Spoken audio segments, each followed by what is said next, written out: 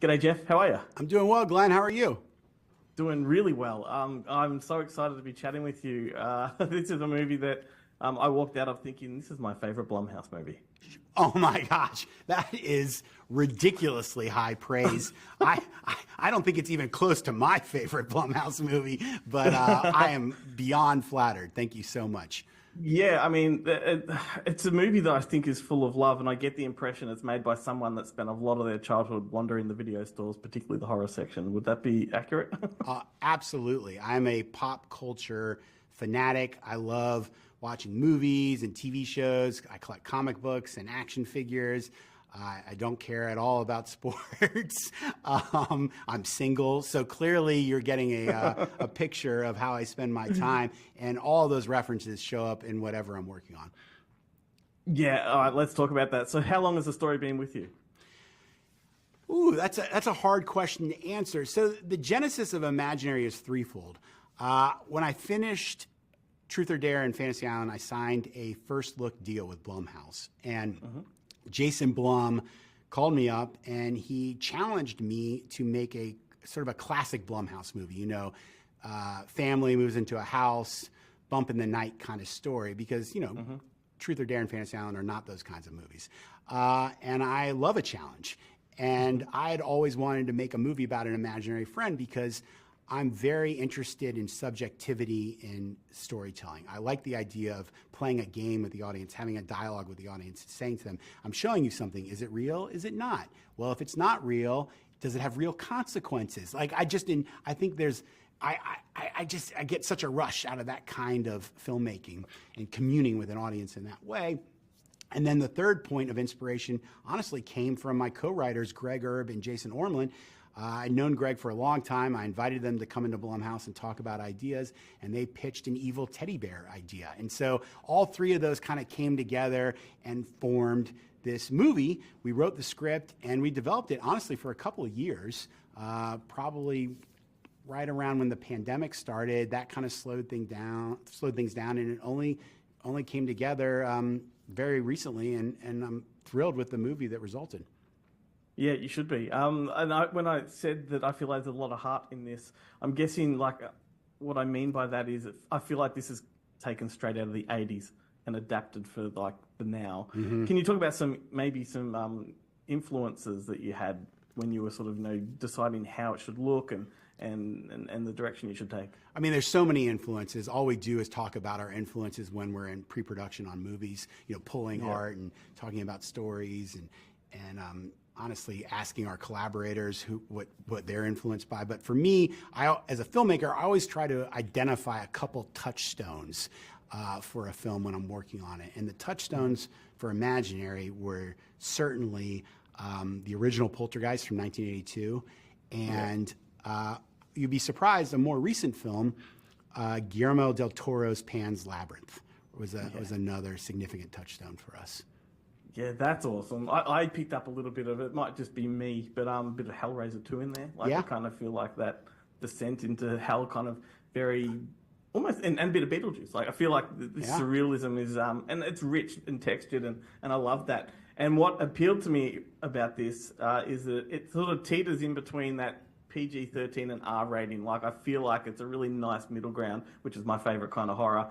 Did you have a rating or classification in mind as you were writing? No, the story always kind of drives that. I mean, I never make a movie for a rating. I will create backup plans for a rating while I'm making a movie in case something ends up being too intense and I need to find a way to pull it back. But I didn't have to pull anything back on this film. I mean, ultimately, it is a movie about a child's creativity and the dangers that can result from that creativity manifesting. And I think that keeps a lot of the horror and the tension off camera, which ultimately makes the movie even scarier, in my opinion. Mm-hmm. Absolutely. You've directed kids before, and you get a fantastic performance out of young, is it Piper Braun, I think her name is? Can you tell us about her and what her comprehension of the story was? I mean, she seems very switched on from what I've seen her do in other films. She is next level. I mean, she is like Dakota Fanning, Drew Barrymore, young Jodie Foster kind of talent. I mean, we saw hundreds and hundreds of kids. I started to despair. I thought, oh my gosh, I'm going to have to like build this performance line by line with some poor actress and just kind of pull it out of her. Then Piper like walks in. She does that scene from the therapist's office, crushed it. I mean, her one take in the audition is as good as the thing that's in the movie. I turned to my casting director. We have an expression directors.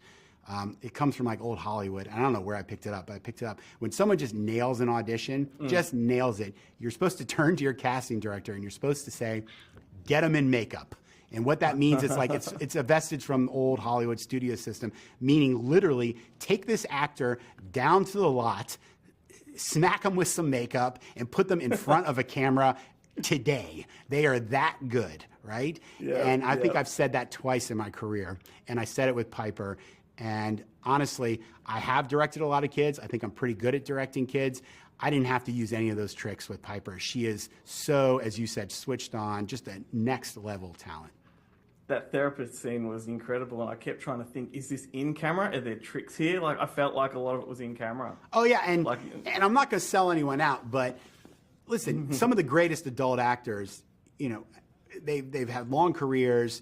They can do this in their sleep, right? So if it's an easy scene, maybe they show up and they know they'll kind of figure it out during rehearsal and they're not too stressed. Let me tell you something. Every one of my actors who showed up for a scene with Piper Braun, they showed up ready to rock because Piper is firing on all 6 cylinders on take 1. Yeah, amazing. So can't wait to see what happens with her career. DeWanda Wise as well, like such great casting here. Like I love what she does. What drew you to her? So DeWanda had a general meeting with Jason Blum, and it went really well.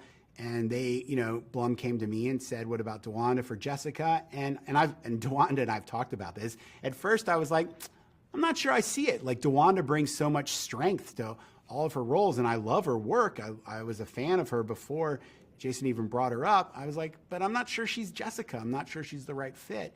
And so I met with DeWanda, and I told her I was very open. I mean, I believe in being open with all my partners from Jump Street. And she took that in, and she said, well, listen, I'm aware of that, but I want to do something different. I want to stretch. I want to grow. This is my take on Jessica. This is how I see her. And the way DeWanda saw her was completely in line with my vision for the character.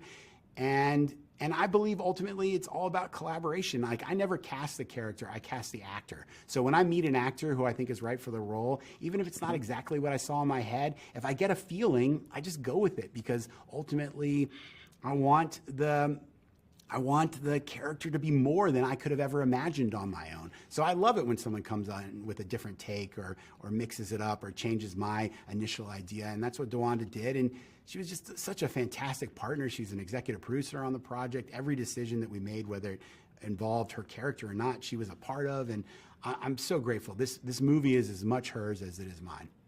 Awesome. That's so good to hear. I could pick your brain for hours, but we have limited time. I'm going to end with this question. I've read before your philosophy on practical effects, and that I think it's precisely what a lot of fans want to hear from a director. We all prefer practical over digital. Yeah. But why do you think so many studios ignore that, despite the fact there seems to be a consensus amongst the audience that we prefer it? They're lazy. Yeah. Excellent. Yeah. There we go. I mean, it's that's probably the most succinct answer I can give you. It's much easier to figure it out in post. Like, it just gives, it's more expensive, but it's easier. It's harder to figure it out ahead of time, to make choices. But I think the film benefits from the hard work, and not just in the sort of the philosophical aspect that I've discussed before about having a real thing on set that an audience can react to, but also it forces you as a filmmaker to make choices. Like I've heard stories about huge budget movies where they had no idea what the monster or the alien was going to look like when they made the movie. No idea, right? They were going to figure it out after the fact. That's not going to work. That's going to just create problems and inconsistencies, and it's going to hurt the suspension of disbelief that you need from your audience. So, you just got to do the work up front, and the film benefits from it. It sure does. A great Blumhouse film, a great horror movie. Thanks so much for your time. It's been great picking your brain. Thank you for taking the time to talk to me, and I really appreciate the questions. Every culture has a name for it. We call them imaginary friends. How does it feel being back? Good. I had such good memories here. Maybe my happy place can be our happy place? Who left you all alone down here?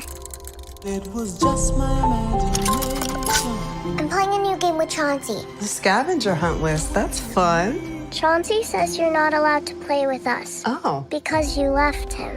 I need something happy. Something happy. Ugh, I thought bugs freaked you out. If I can finish my list, Chauncey will take me on a trip to the place he's from.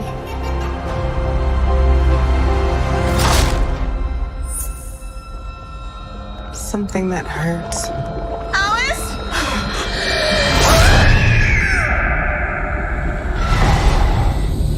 But it was just my imagination. You've been spending time with a new friend? Running away with me. He asked you to do something that hurt you. That was part of the game. Does that seem like a game a good friend would want to play? Maybe we shouldn't play together anymore, Chauncey. Maybe we shouldn't be friends. No.